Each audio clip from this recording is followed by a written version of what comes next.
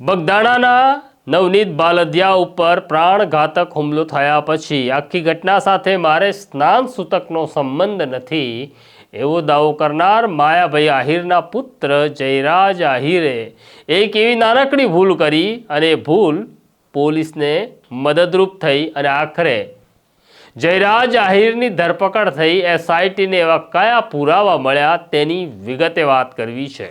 વૈષ્ણવજન તો તેને કહીએ જે પીડ પરાઈ જાનાને રે।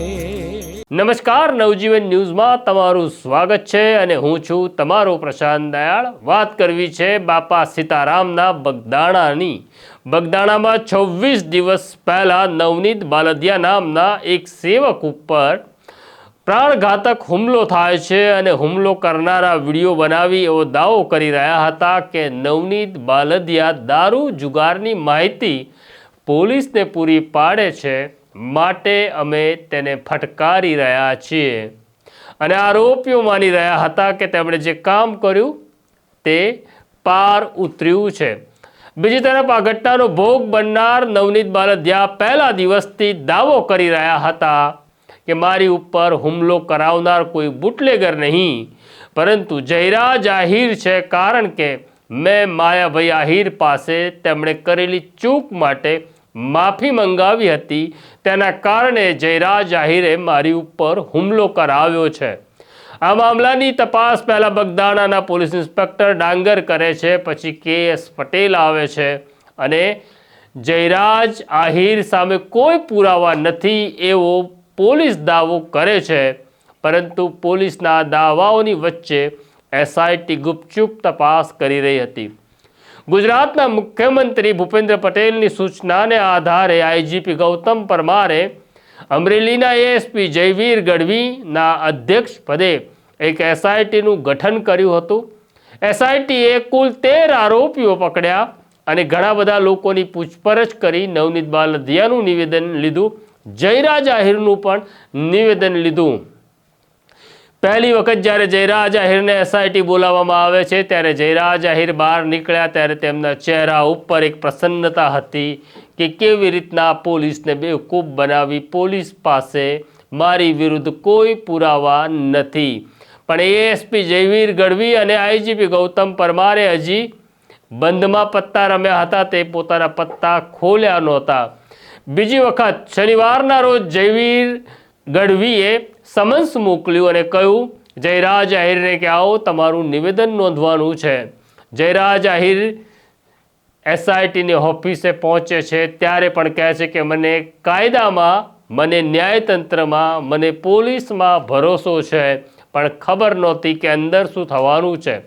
પોલીસે પૂરી તૈયારી કરી લીધી હતી, એના માટે જ આઈજીપી ઓફિસમાં એલસીબી અને પેરોલ ફરલોની ટીમને તૈયાર રાખવામાં આવી હતી કે કોઈ આકસ્મિક સંજોગો ઊભા થાય તો જયરાજ આહિરની ધરપકડમાં કોઈ તકલીફ ન પડે।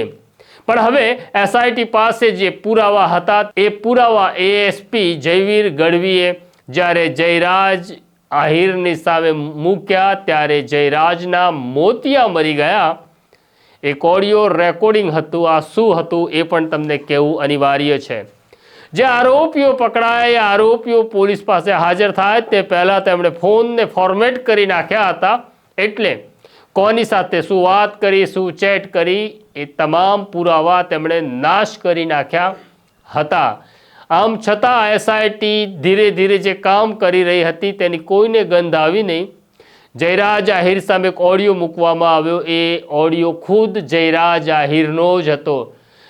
જ્યારે નવનીત બાલદિયા ઉપર હુમલો થાય છે અને હુમલો થયા પછી જયરાજ આહિર અને આ કેસનો એક આરોપી વાત કરે છે, જયરાજ આહિર આ આરોપીને સૂચના આપે છે કે હવે તમને પોલીસ બોલાવશે, પોલીસ તમને આ પ્રકારના સવાલ પૂછશે, પોલીસના સવાલોને કેવી રીતના ફેરવી નાખવાના, પોલીસને કેવી રીતના મૂર્ખ બનાવવાની।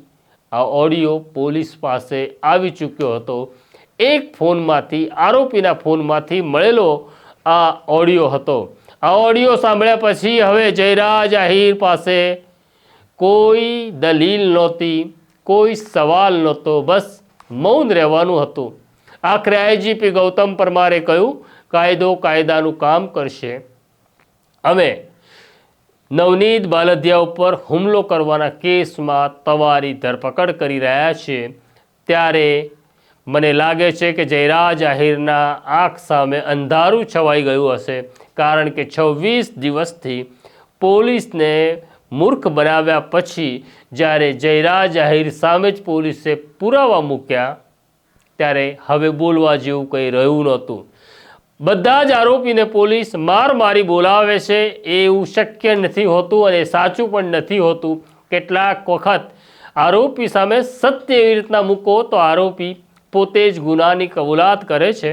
જયરાજ આહિરના કેસમાં આવું જ થયું. જયરાજ આહિરનો જ અવાજ જયરાજ આહિર સામે જ્યારે મૂકવામાં આવ્યો ત્યારે દૂધનું દૂધ પાણીનું પાણી થયું. તો આ પ્રકારની સ્ટોરી જોવા નવજીવન ન્યૂઝ જોતા રહો, લાઈક કરો ને શેર કરો.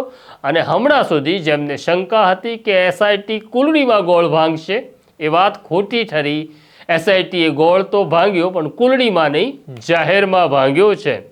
તો આ પ્રકારની સ્ટોરી માટે અમને સબસ્ક્રાઈબ કરો. અત્યારે મને મારા સાથી ઉર્વિશ પટેલને રજા આપો. આવીશ પાછો આ જ પ્રકારના વિષય લઈ તમારી સાથે વાત કરવા. નમસ્કાર.